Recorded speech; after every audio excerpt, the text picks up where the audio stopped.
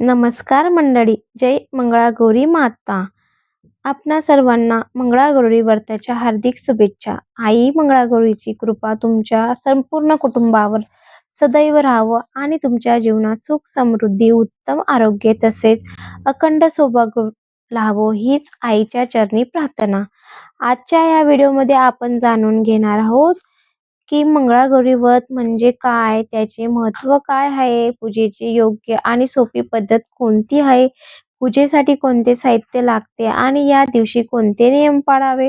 त्यामुळे हा व्हिडिओ शेवटपर्यंत नक्की बघा. मंगळागौरी व्रताचे महत्त्व. श्रावण महिना हा भगवान शंकर आणि माता पार्वती यांच्या उपासनाने साठी अत्यंत पवित्र मानला जातो. श्रावण महिन्यातील प्रत्येक मंगळवारी माता पार्वतीच्या मंगळागौरी स्वरूपाची भक्तिभावाची पूजा केली जाते. अशी श्रद्धा आहे की विवाहित महिलांनी हे व्रत श्रद्धेने आणि विश्वासाने केल्यास त्यांना अखंड सौभाग्य, सुखी वैवाहिक जीवन आणि कुटुंबात सुख शांतीचे आशीर्वाद मिळतात. तसेच अविवाहित मुले हे व्रत केल्यास त्यांना मनासारखा सुयोग्य जीवनसाथी मिळण्याची कृपा आई मंगळागौरी करते. पूजेची तयारी कशी करायची? मंगळवारी सकाळी लवकर उठून स्नान करा आणि शक्यतोवर लाल किंवा पिवळ्या रंगाचे स्वच्छ वस्त्र परिधान करा. पूजा करण्याचे ठिकाण स्वच्छ करून तेथे एक पाट किंवा चौकणी ठेवा. त्या चौकीवर लाल रंगाचे वस्त्र अंथरून त्याच्यावर थोडे अक्षत ठेवा. त्यानंतर भगवान शंकर, माता पार्वती आणि श्री गणेश यांची मूर्ती किंवा फोटो स्थापित करा. जर तुमच्याकडे माता मंगळागौरीची स्थापना मूर्ती असेल तर तीही स्थापित करा. मूर्ती उपलब्ध नसेल तर माता पार्वतीच्या प्रतिमेची पूजा केली तरी चालेल. कलश स्थापना.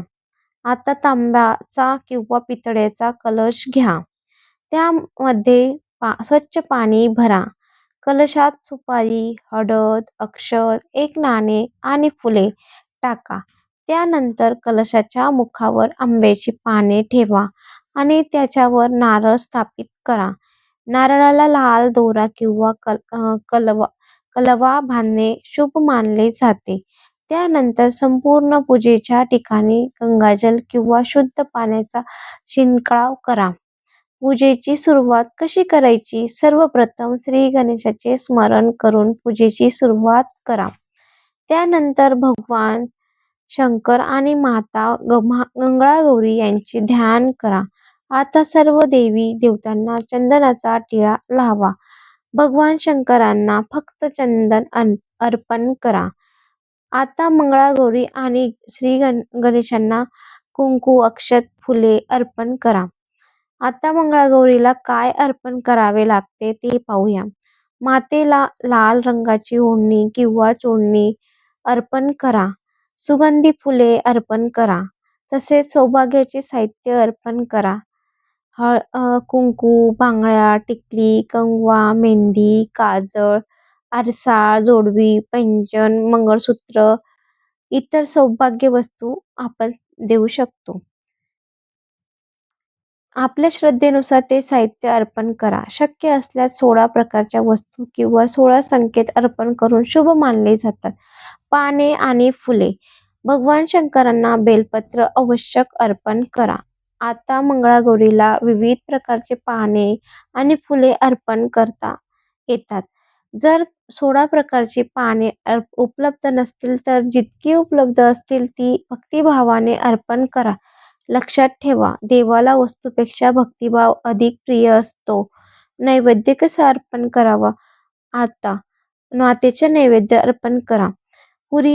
तुम्ही खीर, लाडू, फळे, मखाने, सुका मेवा किंवा घरी बनवलेले सात्विक पदार्थ अर्पण करू शकतात.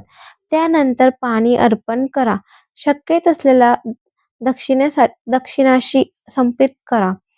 व्रतकथा. आता हातात अक्षत किंवा फूल घेऊन श्रद्धेने मंगळागौरी व्रतकथा वाचा किंवा ऐका. व्रतकथा ऐकल्याशिवाय किंवा वाचल्याशिवाय व्रत अपूर्णच मानले जातात. आरती. आता तुपाचा किंवा तेलाचा दिवा लावून माता मंगळागौरीची आरती करा. आरतीनंतर संपूर्ण कुटुंबासह मोठ्या भक्तिभावाने जल्लोष करा. जय मंगळागौरी माता, जय मंगळागौरी माता. पूजा पूर्ण झाल्यावर दोन्ही हात जोडून आई मंगळागौरीला प्रार्थना करा. हे माते मंगळागौरी, माझ्या पूजेमध्ये जाणून-बुजून किंवा नकळत काही चुका झाल्या असतील तर मला क्षमा करा. माझ्या कुटुंबावर सदैव कृपा ठेव. आम्हाला सुख, समृद्धी, उत्तम आरोग्य आणि अखंड सौभाग्याचे आशीर्वाद दे. व्रताचे नियम: पूजा नेहमी श्रद्धा आणि विश्वासाने करा. सात्विक आहार घ्या. राग, भांडण आणि कडू बोलणे टाळा. कोणाचाही अपमान करू नका. घरात सकारात्मक वातावरण ठेवा. गरजू लोकांना आपल्या परीने दान करा. दिवसभर आई मंगळागौरीचे नामस्मरण करत राहा.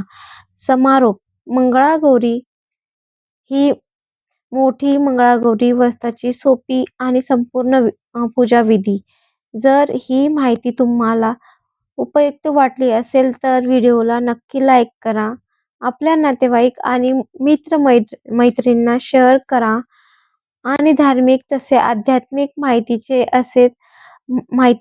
असेच व्हिडिओ पाहण्यासाठी आमच्या चॅनल सबस्क्राईब करायला विसरू नका.